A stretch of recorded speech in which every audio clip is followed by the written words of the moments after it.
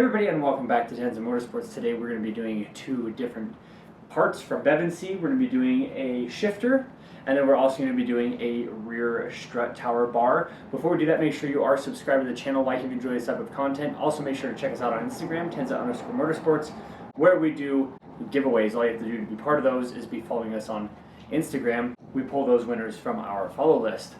Bevinsee is a company that produce the oil cooler caps that we've installed previously on these cars. We've been very happy with them, and we are working with them again. If you use code TENZA11, you can actually get 11% off your next Bevinsee order, and I'll have the links to both products we're doing today in the description below. This first one we're going to be doing, I'm going to be doing this tonight. The shifter that we're going to be doing later on in the video is a little bit longer of a project to do, so you want to set aside a little bit more time than just, you know, this might take me like 25 or 30 minutes. The rear strut tower bar, the reason you're doing this is to stiffen the back of a car. If you think about it in the terms of a square, so think of a square and then take one of the sides away. So only have three sides, one side is completely open. That's essentially what's going on with these cars from the factory. You've got your strut, your anti-roll bar, and then a strut. And so in order to make the car a little bit stiffer and not so pitchy and wallowy, we're going to then complete that square or rectangle by adding the strut tower bar on the top. So super simple project. We're going to be unboxing and then installing this, and I'll show you how to do it. It's really fun, really simple, and then we'll start on the shifter. All right, so I've already opened this once just to make sure everything was there so that I don't get halfway into the video and something's damaged or missing. But it's pretty simple actually. We've got the two end pieces here. This will go onto your struts, so both on your struts. This is the main bar here. So pretty simple. Put the end piece on here. You've got the hardware. You've got some washers. These are really nice. They actually really nice bolts when it comes to the quality. A lot of companies give you really crappy hardware, and this has some nylon nuts on it, which is nice. Allen wrench on the other side. So yeah, I'm just gonna put this together real quick. Should only take a couple minutes and we'll get it put on the car.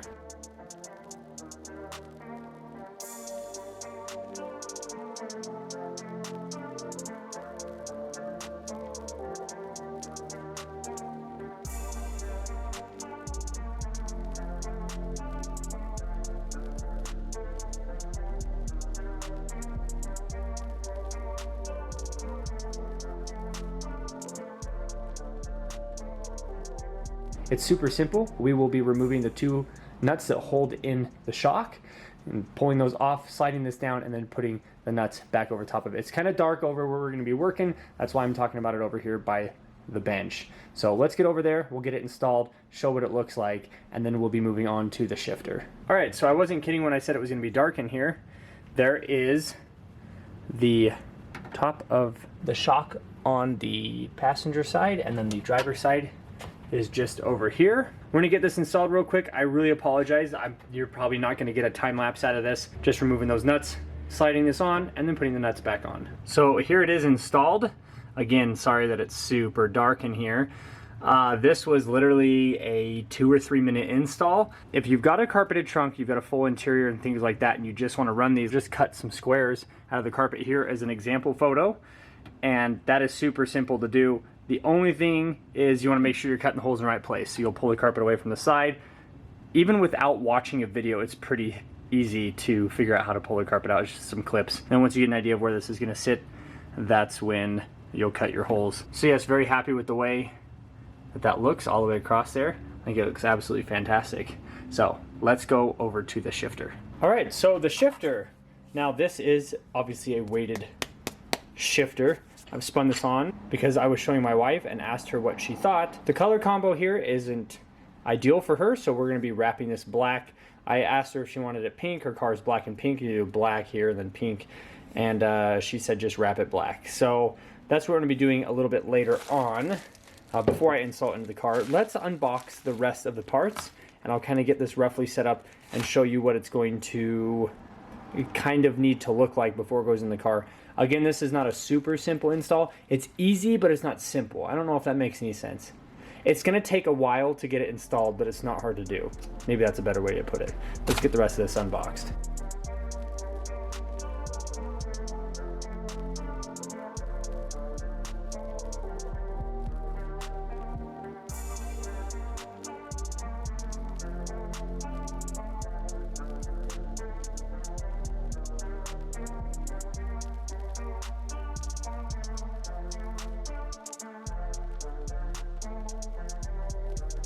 So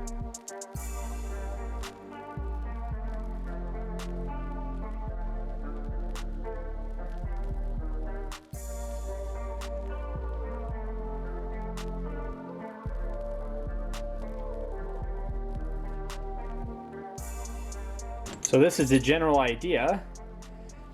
That's kind of roughly how it'll go in the car. Now this plate will actually end up on the bottom of the car, so it'll sandwich in the transmission tunnel. This right here is adjustable, so we're going to need to be able to figure out where this is going to have to sit. We are going to unfortunately have to be underneath the car to do this, but the hardest thing about this, honestly, is actually going to be removing the heat shield underneath the car. Our cars do not have a lot of that heat shielding in the way because they're race cars, so again, just like the rear strut tower bar we did, everything's already gutted, so I apologize if this isn't the everyday modified driver walkthrough video. I'm now going to remove this. I'm going to wrap this black, and then we'll get this installed on the car.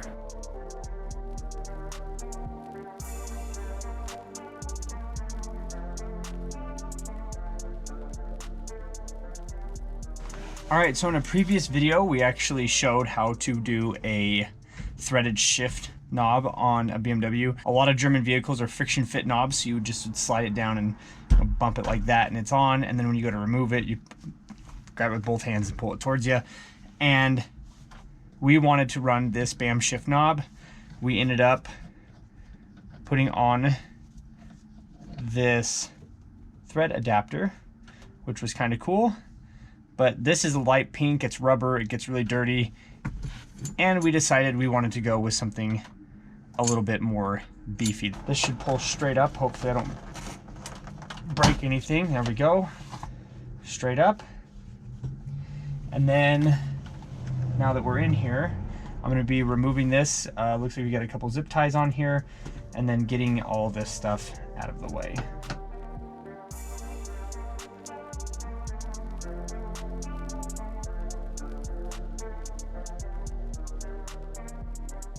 So here we are underneath the car. This is your transmission right there, drive shaft, and there is your shifter. So this little gold looking bar, this one right here, and just on this other side where my hand is, there is a little clip. Now let's see if I can get a view so you guys can see it. It's gonna be, I'm gonna be doing it by feel because it's actually a little bit tighter on this other side with the exhaust in there. So let's see if we can get you guys just enough of a view that you can see what's going on. Now you can only get this off by just doing it with your fingers. I'm probably gonna have to pry it off because I got the tip of my finger with a knife at work earlier today, so that's fun. But what we'll be doing is removing that, sliding that out of the way, and then before we put anything together, we're just gonna make sure that is the correct size for the shifter. Make sure we don't have to bore out the linkage that goes to this. So this piece right here is really snug on it. So I'm gonna have to bore this out, I think. Yeah, it looks like it. So not a big deal, get a drill bit and just take a little bit of material off the inside. I mean, like just barely any material off the inside of that. And then this upper bar, let's see if we can get this out of the way here real quick. Sorry, it's just kind of a bit of a mess down here. This upper bar here does need to be removed. That's done pretty easily. You'll push down on this bushing in the back. Then this up here, this guy swings up and then over towards me this way. So it's actually kind of clipped in right there. We'll swing that up and over and we'll get that upper bar out. So this was slightly smaller. I used a 13/32 drill bit and it just barely bored it out. And that took me almost no time at all, as long as your bit is sharp. The other thing that's nice about this is it is the exact same width as the other one. You can see here. So you do not have to worry about shaving the edges down.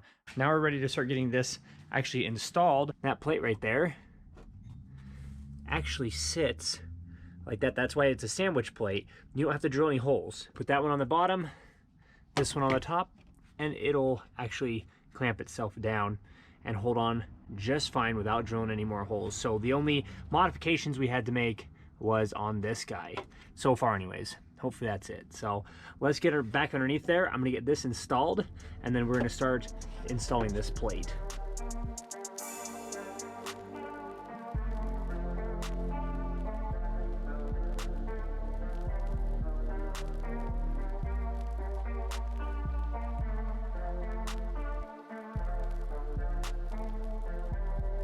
We now have this on, so you can see it is ready to go. And then this plate that's just up above it, let's get this put out of the way so we can see that. So this is going to be a two-person job because you're going to have somebody above while you're tightening these. Once we get those tightened up, I'll lower the shifter down and I'll be able to get that spun on.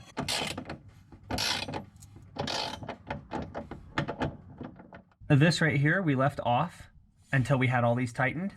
Then this black spacer, you'll put that on. And then I actually had my wife drop the shifter through the transmission tunnel, and I actually had to hold this while she spun it on. We did try a few different adjustments, so there's a lot of all thread right here, so you can actually tighten that nut up higher if you want to, but we decided that it felt the best all the way bottomed out, so that's where it's sitting right now. And we're gonna go back up top, we'll put the rest of it together, and then we are gonna take the car on a drive, mostly to talk about the shifter, how that feels. I might not be able to tell on the strut bar just by driving around a little bit, because you kind of have to really push the car to be able to feel the difference, but the shifter for sure. So we're gonna get this car out on the road here in just a little bit.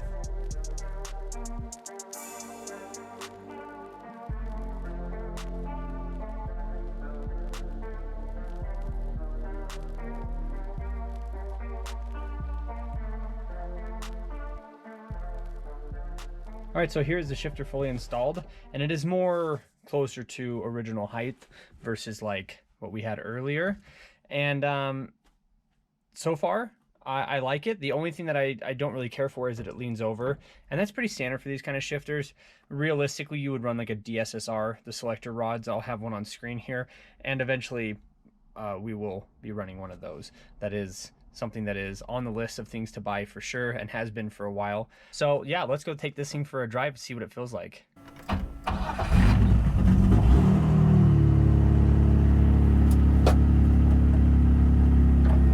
So there's reverse.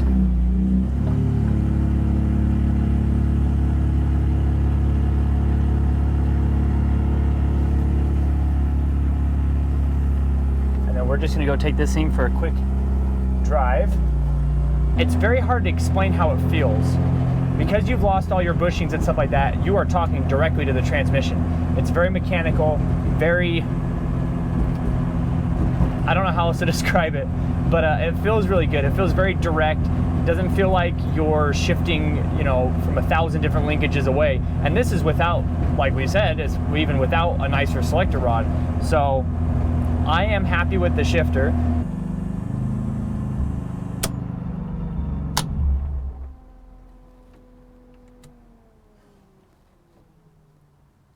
All right, so final thoughts on the shifter. I did drive it around for a little bit. I like it. I'm not trying to dog on this one specifically, but this feels more like kind of like a daily driver upgrade. This isn't really, I wouldn't use this for the track. It's a little too short. I thought it was gonna be a little bit taller just because it looks so long, but you forget, you know, there's like 6 inches between this and the transmission tunnel. You want something closer to up here. And it sounds really dumb to say, oh, well, you know, it's here versus here.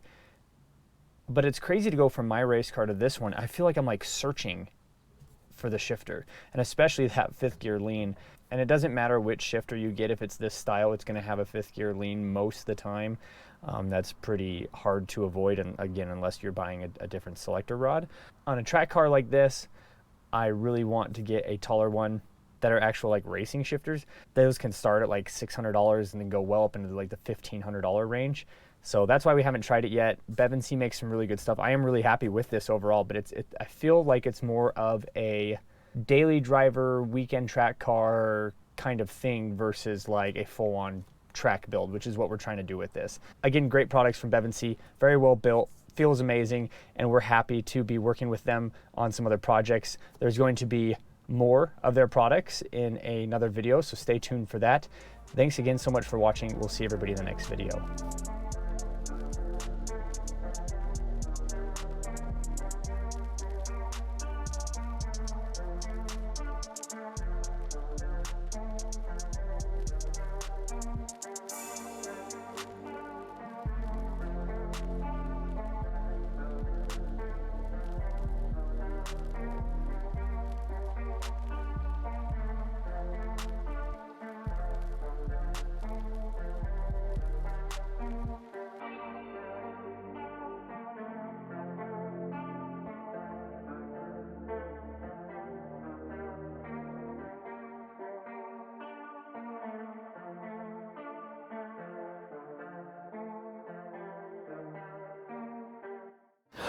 Bam!